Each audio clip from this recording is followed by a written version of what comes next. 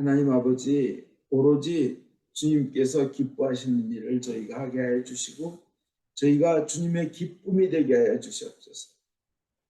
주님, 이 미사와 여기에 참여하는 모든 이들이 하나님의 기쁨이 되게 하여 주시옵소서. 예수님 이름 받들어 기도합나이다. 아멘. 오늘 대림 3주 주님께서 하신 중요한 말씀을 통하여 은혜 받습니다. 나에게 의심을 품지 않는 자는 행복하다. 주님에게 의심을 품지 않는 자는 바로 주님에게 의심을 품지 않고 그 믿음을 가지고 사는 사람이 바로 대림절답게 보내는 겁니다. 다시 오실 예수님을 맞이할 준비를 하는 겁니다. 예수님께 의심을 품지 않는 것. 그것이 바로 또 주님 앞에서 하나님이 그렇게 원하시는 우리가 즐기며 누리는 삶을 사는 겁니다. 예수님을 의심하지 않는, 주님에게 의심을 품지 않는다는 것은 무엇인가? 두 가지가 있습니다. 하나는 예수님은 불가능이 없으신 분이라는 걸 믿는 것입니다. 예수님은 모든 것이 가능하시고 전지전능하시며 못하실 일 전혀 없네 하고 믿는 것이 예수님께 의심을 품지 않는 것입니다. 또 하나는 그분이 바로 나를 사랑한다는 것을 의심치 않고 믿는 겁니다. 두 가지를 다시 말씀드리면 예수님은 모든 것이 가능하다. 그 모든 것이 가능한 예수님이 바로 나를 사랑하신다는 것. 오늘 일독서에 보면 소경은 눈을 뜨고 귀머거리는 귀가 열리리라. 안 들리던 사람이 잘 들리면 얼마나 행복해요. 절름발이는 사슴처럼 기뻐 뛰며, 저 사슴이 저희 동네에서 이렇게 울타리 넘는 거 가까이서 본 적이 있는데요. 울타리가 제 키보다도 높은데 그 큰 사슴도 아니에요. 조그만 사슴인데 저 높은 걸 어떻게 넘나 했더니 뛰어서 넘는 것도 아니고 그 자리에 평 뛰어 올라오더니 옆으로 쭉 날아가더니 탁 떨어지는데 너무 자연스러워요. 어떻게 공중에 붕 떠서 옆으로 쭉 날아가면 밤을 넘을까? 너무 감동했습니다. 절름발이가 못 걷는 사람이 사슴처럼 기뻐 뛰며 벙어리도 혀가 풀려 노래하리라. 사막에 샘이 터져 그냥 넘쳐 흐르는 거죠. 터지고 황무지에 냇물이 흐르리라. 그리고는 야훼께서 되찾으신 사람이 이 길을 걸어 시온산으로 돌아오며 흥겨운 노래를 부르리라. 그렇게 이 병에서 낫고 장에서 난 거로 끝나는 게 아니라 흥겨운 노래가 저절로 나오는 거예요. 머리 위에선 끝없는 행복이 활짝 피어나고 온몸은 기쁨과 즐거움에 젖어들어 아픔과 한숨은 관대없이 쓰러지리라. 메시아가 오시면 이루어질 세상입니다. 그런데 이미 메시아는 오셨습니다. 나를 사랑하는 예수님이 그런 세상을, 그런 완벽한 행복의 세상을 나를 사랑하는 예수님이 나에게 영원토록 주신다는 겁니다. 거기에는 더 이상 장애가 없어요. 인간의 한계가 없습니다. 오로지 풍요하며 마음에는 기쁨과 즐거움, 행복과 환희 그리고 신바람이 난다는 겁니다. 근데 예수님께서 바로 그것을 이루실 메시아가 자기라 하시면서 요한에게 그렇게 전해라 하고 복음에 말씀하셨습니다. 그런데 그것을 의심하지 않고 믿는 자는 행복하다고 하십니다. 우리가 그것을 의심하지 않고 믿을 때 우리가 이미 받은 구원, 이미 받은 축복을 누리며 즐기며 사는 것을 좀 믿습니다. 그리고 그것을 믿을 때 그것이 대림절을 지키는 신자의 자세인 줄 믿습니다. 주님께서 대림하신다, 다시 오신다, 재림하신다는 것은 마태복음 24장 30절에 땅에는 모든 민족이 가슴을 치며 울부짖을 것이다. 그때 사람들은 사람의 아들이 하늘에서 구름을 타고 권능을 떨치며 영광에 쌓여오는 것을 보게 될 것이다. 마가복음 13장 21절에 그 재난이 다 지나면 해는 어두워지고 달은 빛을 잃고 별들은 하늘에서 떨어지며 모든 천체가 흔들릴 것이다. 그러면 사람들은 사람의 아들이 구름을 타고 권능을 떨치며 영광에 쌓여오는 것을 보게 될 것이다. 누가복음 21장 25절에 보면 사람들은 세상에 닥쳐올 무서운 일을 내다보며 공포에 떨다가 기절하고 말 것이다. 모든 전체가 흔들릴 것이기 때문이다. 그러나 그때 사람들은 사람의 아들이 예수님이 구름을 타고 권능을 떨치며 영광에 쌓여오는 것을 볼 것이다. 구름을 탄다는 게 중요해요. 사도행전 1장 9절에 보면 너희 곁을 떠나 승천하신 저 예수께서는 너희가 보는 앞에서 하늘로 올라가시던 그 모양으로 다시 오실 것이다. 데살로니가 전서 4장 16절 17절은 명령이 떨어지고 대천사의 부르는 소리가 들리고 하나님의 나팔 소리가 울리면 주님께서 친히 하늘로부터 내려오실 것입니다. 계시록 1장 7절에 그분은 구름을 타고 오십니다. 이렇게 주님이 반드시 다시 오신다고 분명히 말씀하십니다. 2000년 전에는 아기 예수로 오셨지만 다시 심판자로 오실 때는 영광을 가지고 권능을 가지고 구름을 타고 오신다는 겁니다. 그런데 이 모든 말씀을 의심하지 않고 믿는 사람은 행복하다는 거예요. 그러면 우리는 어떻게 해야 될까요? 그날이 빨리 오기를 기도해야 될 줄 믿습니다.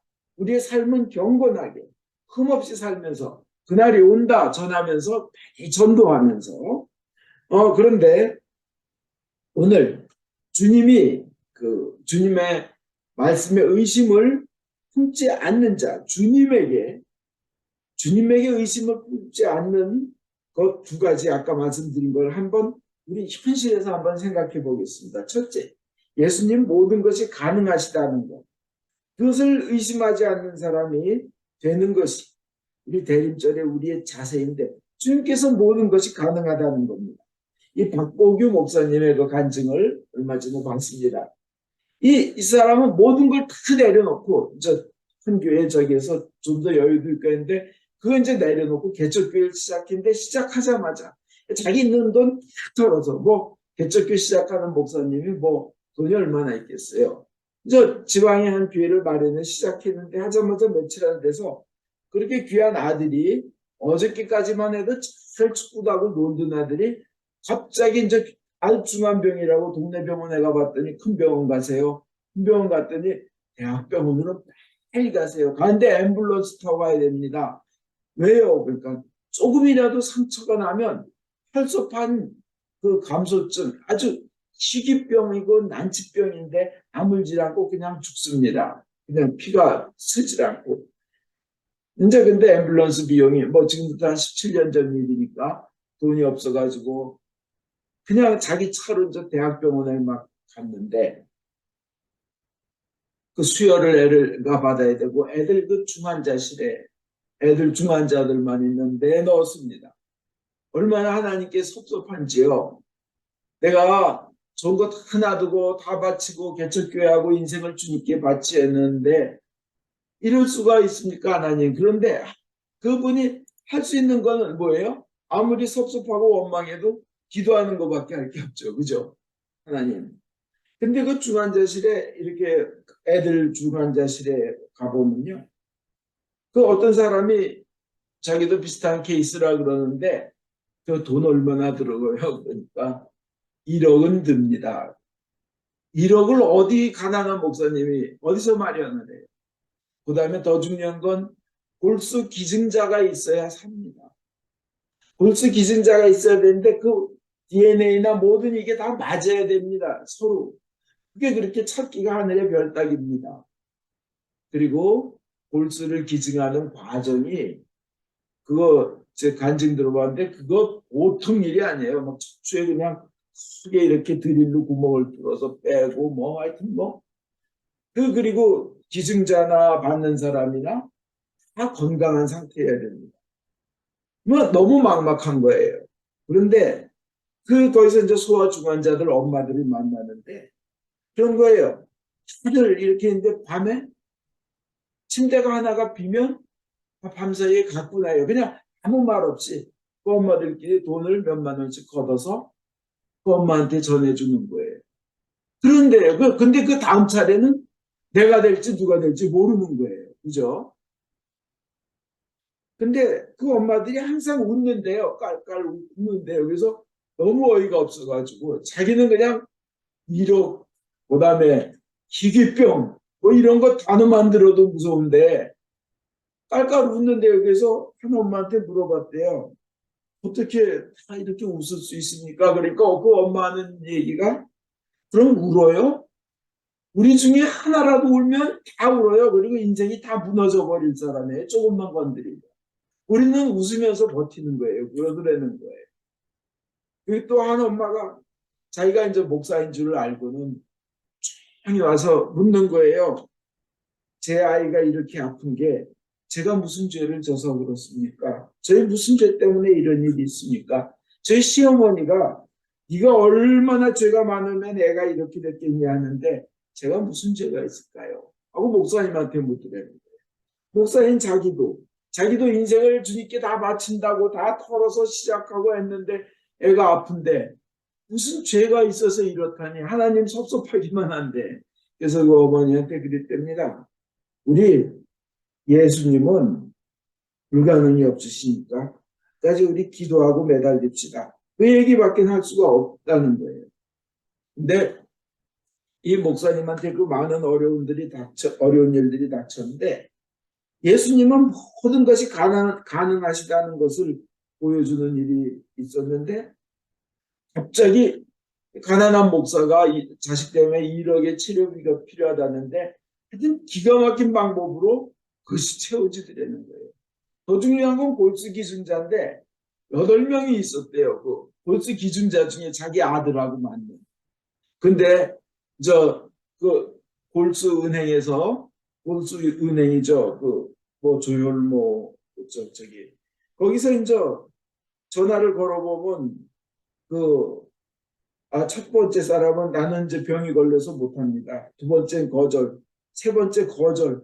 8명이나 있어서 누구 하나는 되겠지인데 다 네 번째 거절, 다섯 번째 거절, 여섯 번째 사람 거절. 이렇게 캄캄하더래요. 끝났구나. 일곱 번째 거절. 근데 그러면서 세월이 흘러가고 근데 어느 날 이제 그 여덟 번째 분이 기증을 하겠다. 그 맞는 분이. 그래서 이제 결국은 골수 기증을 받아서 애가 이제 낳았습니다. 근데 그 조혈모 세포은행협회에서는 절대 기증자와 수혜자를 밝혀주질 않는데요. 이름도 안 가르쳐주고 주소도 몰라요. 전화번호도 몰라요. 만나지도 못하게 한다고 합니다. 근데 얼마나 고마워요. 애가 기증받아서 건강하게 자라고 축구 선수가 돼서 실업팀에 입단까지 할 정도로 축구도 잘하고 너무나 고마웠습니다. 그런데 그 몇 가지 기적을 간증하며 15년을 보냈어요. 그 애 돈도 없었는데 하나님이 채워주셨다. 애가 낳게 되었다. 그리고 누군지는 몰라도 근데 이제 그 기증자한테 받은 편지는 하나 있었어요. 나는 영웅이 엄마라고 한다. 영웅이 엄마라고 하는데 우리 집에 영웅이란 아들이 있는데 그 영웅이가 동생이 있으면 좋겠다 그래가지고 하나님께 동생을 달라고 기도하는 중에 네가 죽어가는 애가 있는데 내가 골수를 기증하면 살 수 있다 그래서 내가 동생을 낳는 대신 너를 동생으로 삼아서 마음으로 내가 엄마가 돼주고 골수를 기증하니까 너 건강하게 살길 바란다 하는 편지를 그 기증자가 보낸 거예요. 그러면서 너 교회 다니지 않으면 교회에 가서 예수님 믿기를 나는 바란다. 그러고 이제 골수 기증을 해요. 근데 이 박보기 목사님은 그분이 너무 고마워서 15년 동안 여기 가서 간증하고 저희 가서 간증하면서 그 사람이 누군지를 만나보고 싶고 누군지를 알고 싶어 했어요. 근데 친구 목사님이 어느 날 너 한번 새롭게 하소서라는 데다가 그 간증도 할 겸 걷다가 이 영웅이 엄마라는 어떤 그 교회에 다니는 분에 대해서도 한번 선전을 해보면 어떻겠니 좀 찾고 싶다고. 근데 어느 날 이제 친구 목사님 그러고 저희 예배 중에 너 하나님의 마음속에 너 내가 있다는 것을 드러내. 하나님이 지금 있다, 존재한다, 온존한다, 실제로 계시다는 걸 너 드러내라. 믿는다는 사람들이 꼭 하나님이 없는 것처럼 살고 하나님이 역사 안 하는 것처럼 사는데 내가 보고 있다, 다 듣고 있다, 난 있다, 존재한다. 그걸 너 드러내라. 이 마음이 들어가지고 이걸 설교로 해야 되나 성경 공부로 하나님이 있다는 걸 가르쳐야 되나 했는데 그 하나님께서 그걸 직접 연출을 하신 거예요. 하나님 어떻게 하시냐면 박보기 목사님이 그 자기에게 골수 기증한 사람을 알아보려고 새롭게 하소서 담당자한테 전화를 했는데 그런 간증하는 거 이런 걸 쓰고 이렇게 코디네이터하고 하는 걸 작가라 그러잖아요. 방송국에서. 그 작가 막내 작가하고 통화를 하는데 그 작가가 듣더니만 하는 걸 막 울면서 저는 더 이상 너무 기가 막히고 너무 이게 막 말이 안 되고 해가지고 더 이상 통화를 할 수가 없어서 하면서 막 울더니 제가 끊을게요. 1분 후에 다시 전화할게요. 애들이란 거예요. 그 웬일인가. 1분 후에 다시 전화가 하는데 지금 이 전화를 받고 이쪽 귀로는 영웅이 엄마를 찾는다는 목사님의 말씀을 듣고 이쪽 옆방에서는 지금 간증을 녹화를 하고 있는데 그 영웅이 엄마가 간증을 하고 있다는 거예요. 이런 기적이 있을 수 있냐고 그러면서 그 많은 사람이 대한민국에 5,300~400만 명 살죠. 그 중에 어때 그 시간에 한쪽에서 이 사람을 찾고 있고 한쪽에서는 이 일을 간증하고 있고 그 다음에 이 전화번호에 한국에 뭐 전화번호가 한 1억 개는 있겠죠. 그죠? 뭐 5천만 개는 되겠죠. 그 전화번호로 걸고 바로 그 장소에 이거 하나님이 직접 연결하신 거 아니면 어떻게 그런 일이 있을 수 있겠습니까? 하는 거예요. 하나님이 계신 걸 드러내는 거를 하나님께서 직접 연출하신 거죠. 근데 그때 이 전도사님은 이름이 한미연이에요. 한국과 미국 연합회를 한미연이라 그러죠. 한국과 미국 뭐 연합 합동훈련 뭐 전도대회. 한미연 전도사님이 자기가 어릴 때 4살 때 너무 배고프고 이럴 때 엄마가 백혈병이었는데 이제 간증 내용 녹화하는 게 백혈병이었는데 아빠는 이제 술꾼이고 도박하고 근데 아빠 술꾼 친구가 도박 친구가 와서 네 부인 아프대는데 교회 가서 기도 받아봐 낫는데 그러더라는 거예요. 그래서 그 자기 오빠가 그 교회에서 나눠주는 초콜릿 얻어 먹으려고 교회 다니는데 그 목사님한테 얘기를 해서 목사님이 와서 3번을 기도를 해줬는데 그 엄마가 그 백혈병으로 이제 나을 수 없는 분이 한번 새벽 기도를 가보겠다고 그 추운 날 어른들 10분이면 갈 수 있는 거리를 추운데 새벽에 1시간을 기어서 그러니까 행진이 기다시피 해서 1시간 동안 해서 교회에 기어서 엎드려서 아침 예배를 난생 처음 새벽 예배를 본 거예요. 그렇게 보고 나서는 새벽 예배를 보고 나서는 문이 열리고 사람들이 나가면서 참 바람이 들어오니까 자기를 바라봤는데 자기가 일어나서 걷고 있더라는 거죠. 나은 거예요.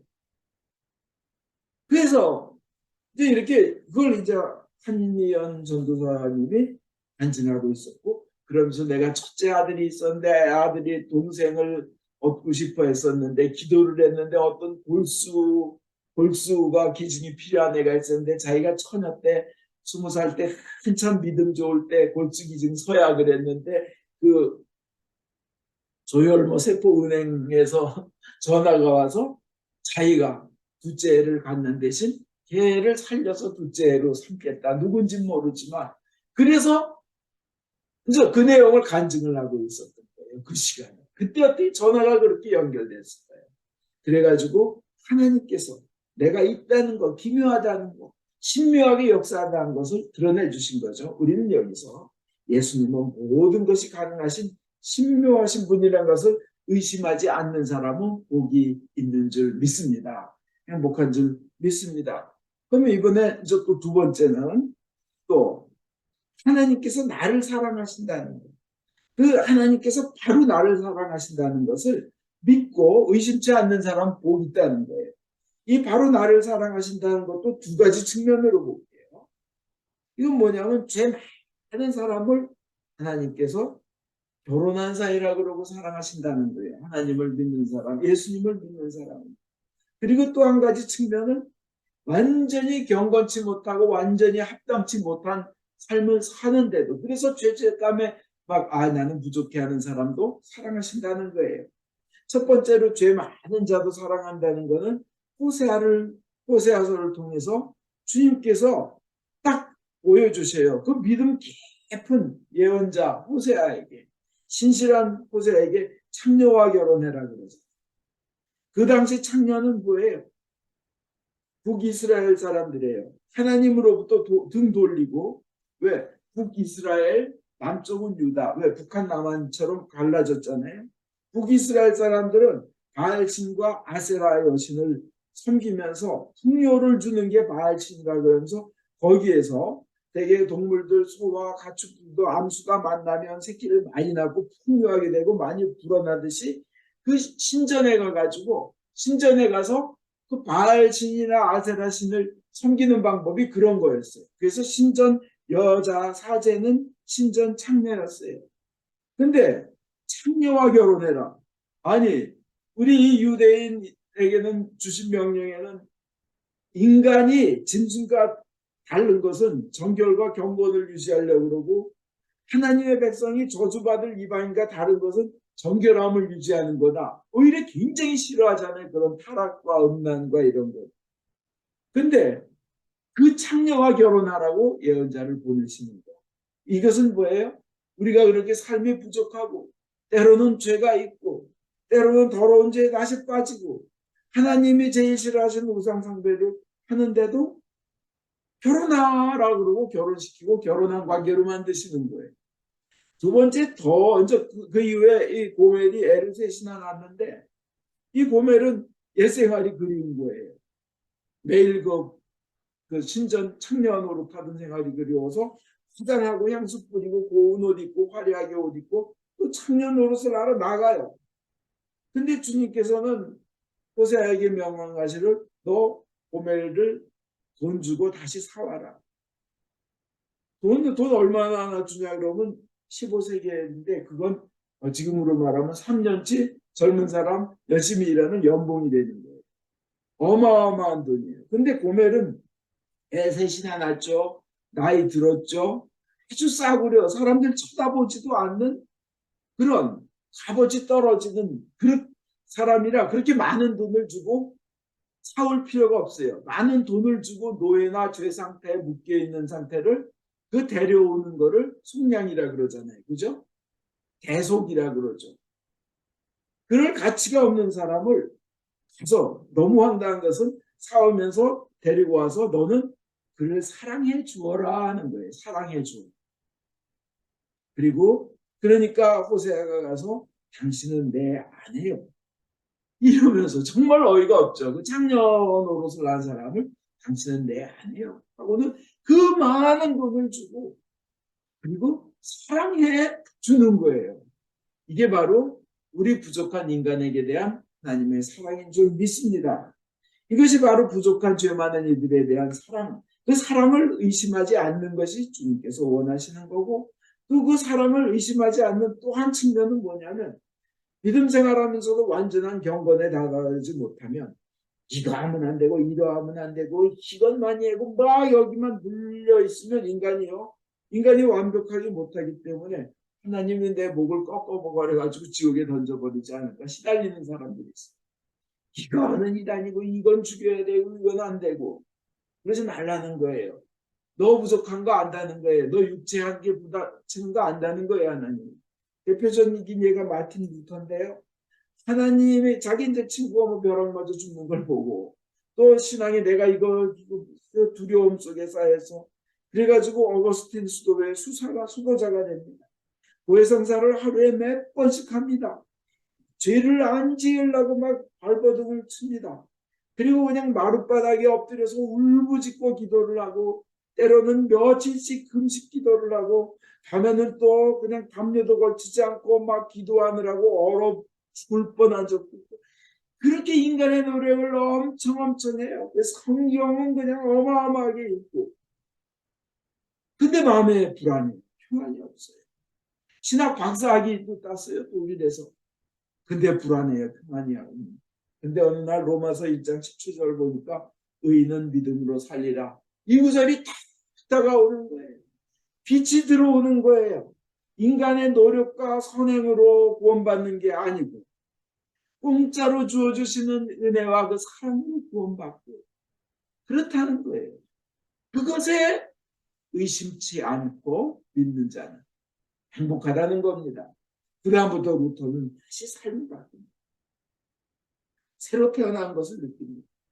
즉 오늘 그 말씀드린 나를 의심하지 않는 자는 행복하다는 말은 말씀드린 대로 두 가지로 나누어 은혜 받을 수 있습니다. 예수님의 사랑을 의심하지 말라는 겁니다. 그러면 행복하다는 겁니다. 예수님 그러셨잖아요. 그 나의 핏자국을 보아라. 너희 죄를 통째로 씻어주기 위해서 내가 피를 흘렸다. 내 손에 못자국을 보아라. 이 손으로 짓는 죄를 씻어주기 위해서 내 손에 못이 박혔고 내 머리에 가시관을 봐라. 네가 머리로 짓는 죄를 씻어주기 위하여 내 머리에 가시관을 쓰고 가시가 박혔다. 내 옆구리에 창자국 뻥 뚫린 창자국을 보아라. 네가 몸으로 배로 짓는 죄를 씻기 위하여 내가 참으로 뚫렸다. 나를 바라봐라. 나를 바라보아라. 내 영혼이 마음이 극도로 괴로움을 나도 겪었다. 그것을 보아라. 왜 하나님 어찌하여 나를 버리셨습니까? 내가 혼자 죽어가면서 내가 혼자 절대적인 고독감을 느끼면서 아무도 나 대신 죽어갈 수 없고 그 죽음의 과정에 참여할 수 있는 사람은 아무도 없이 나 혼자만이 겪는데 그 외로움, 절대적인 절망감 속에 있을 때 하나님 아버지마저도 나로부터 등을 돌리셨다. 내가 그걸 겪었다. 나를 바라보아라. 그것은 나를 믿는 너희들을 위해서 너희 영신의 괴로움을 위해서 내가 겪은 것이니 너희는 외로워하지 마라. 고독하지 마라. 절망하지 마라. 나를 보아라 하시는 거예요. 그 예수님의 사랑을 의심치 않고 믿는 사람은 행복하다는 거예요. 너는 혼자가 아니래. 죽음 앞에서 있을 때도 영원한 생명에 대해서 의심하지 말고 내 말을 의심하지 말고 믿으라 하는 거예요. 인간의 한계에서 오는 죽음이 모든 관계를 끊으면서 즐거움을 함께 하자 그랬던 연인과 부부, 또 눈 맞추면서 까꿍하던 엄마와 아기 관계도 죽음이 다 끊어버리는, 그리고 또 이것만 이루어내고는 행복하게 살자 했던 그런 연인들, 사람들끼리도 또 그리고 이것만 되면 앞으로 행복해질 거야 하던 그런 꿈도 죽음 앞에서는 다 끝나져 버리는데 그 죽음의 한계 앞에서 예수님 말씀하셔요. 나를 믿는 자, 내 말을 의심치 않는 자는 행복하다. 보아라. 나는 그 죽음의 권세도 꺾었다. 부활했다. 나를 보고 의심하지 말라. 너도 그렇게 되리라. 너도 부활하리라. 이 말씀을 하십니다. 너도 살리라. 우리 믿읍시다. 예수님은 전능하십니다. 그 예수님은 나를 사랑하십니다. 그것을 의심하지 않는 사람은 행복한 줄 믿습니다. 아멘.